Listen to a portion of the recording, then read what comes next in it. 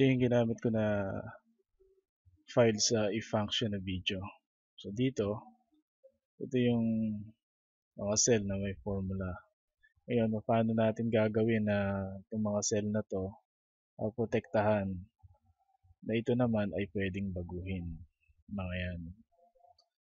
Una, i-click nyo dito kung gaano kalawak nyo yung worksheet. Tapos, right click,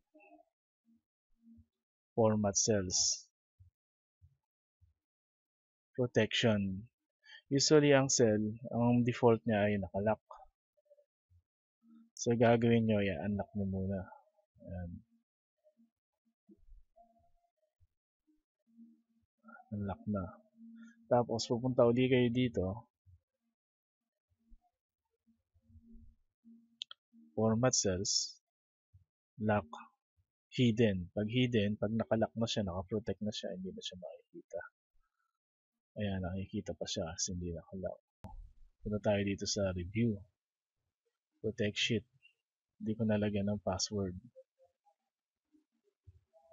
Ayan, hindi na siya makita. So, pag nag-type ka dito, cell, therefore read only. Dito naman, pag tinype mo na ginawa mong yes, nagbago siya.